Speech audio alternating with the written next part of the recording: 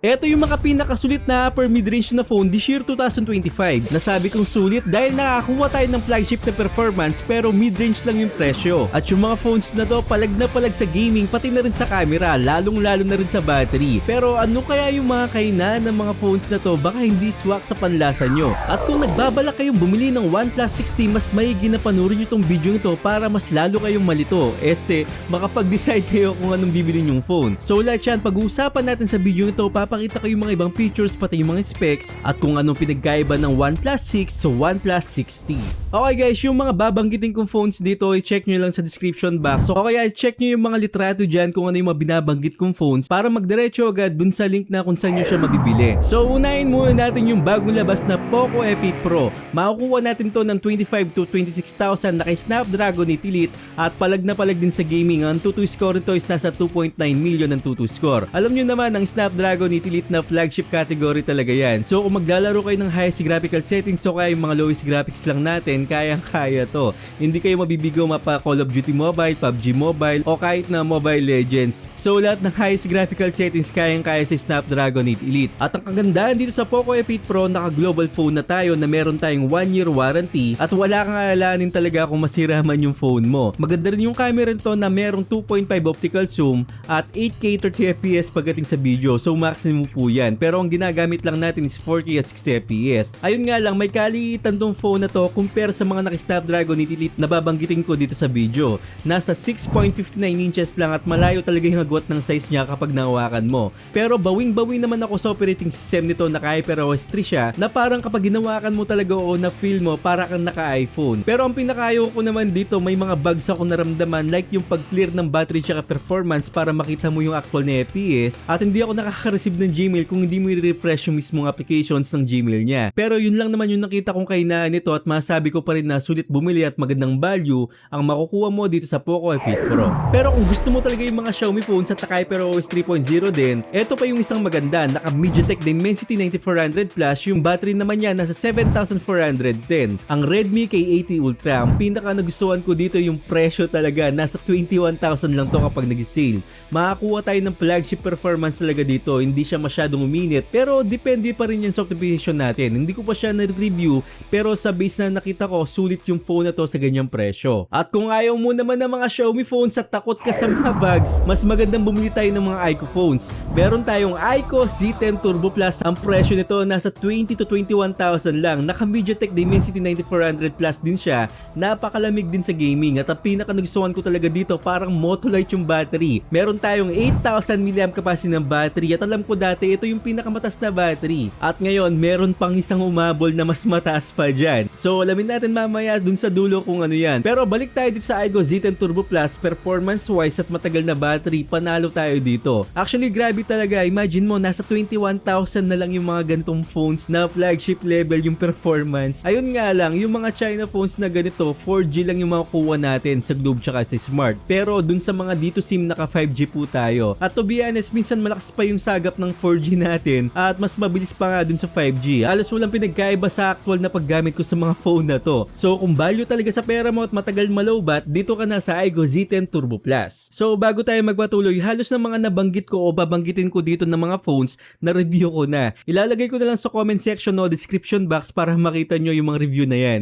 At huwag kalimutan mag-subscribe, like, share tong video to at marami pa tayong ilalabas na review at mga sulit na phones gaya nito. At kung ayaw nyo naman ng MediaTek Dimensity 9400 Plus at gusto nyo na naka-Snapdragon para palag na palag sa mga emulator, meron tayong mga Aiko phones. At yung una, ito yung Aiko Neo 10 Pro Plus na naka-Snapdragon 8 Elite, nasa 24,000 lang to. At ang kagandahan sa mga Neo series, hindi ka bibiguin pagdating sa camera, mapa main camera o front facing camera, sulit talaga. Ayun nga lang, yung mga halos na phone na binanggit ko, nasa 1080p at 30fps lang o kaya 1080p at 60fps pagdating sa front video nila. Pero makita nyo naman sa mga review natin kung anong magandang front facing camera talaga pagdating sa video at saka dun sa mga photos. At sa na-experience ko, mas malinaw po talaga yung mga Aiko phones pagdating sa front facing camera nila kahit naka 1080p at 30fps lang tong Aiko Neo 10 Pro Plus. At ang pinaka nagustuhan ko sa Aiko Neo 10 Pro Plus, maganda yung origin OS niya. So napakalinis at walang bugs compare mo sa iba. At ang cons ko naman dito sa Aiko Neo 10 Pro Plus, hindi po siya aluminum frame, plastic lang po yung ginamit na frame dito.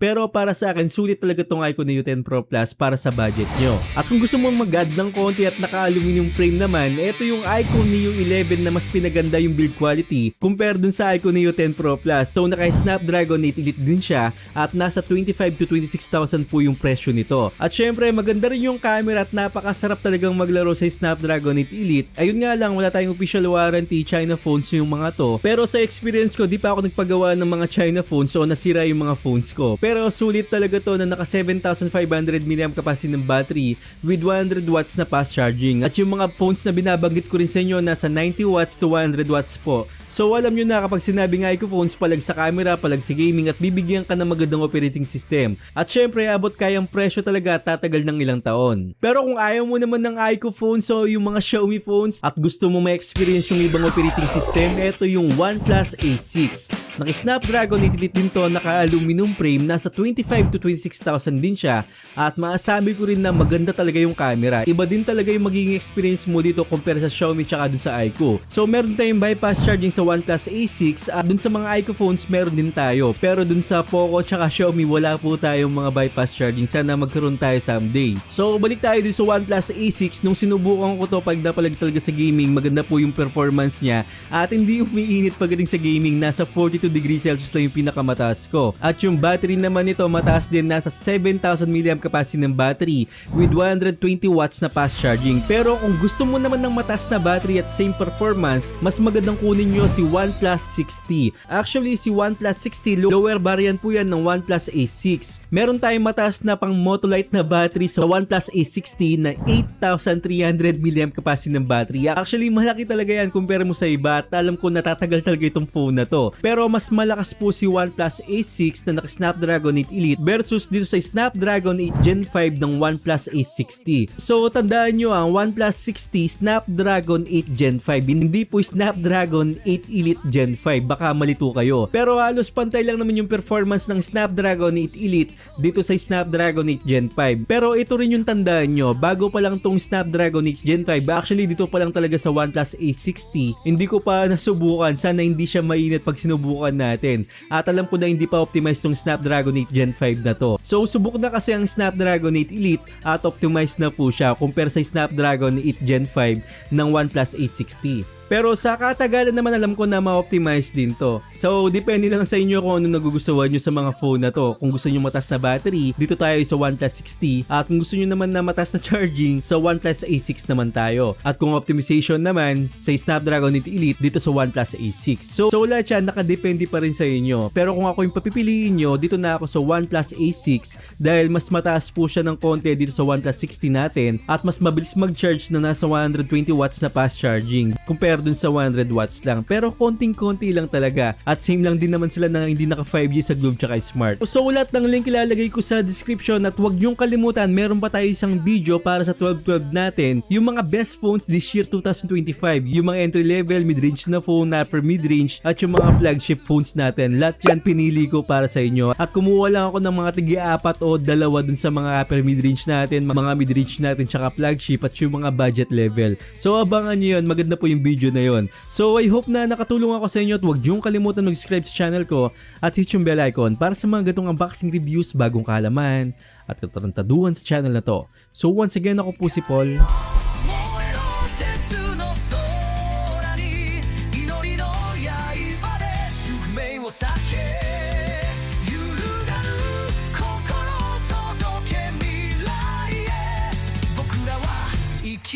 この空の下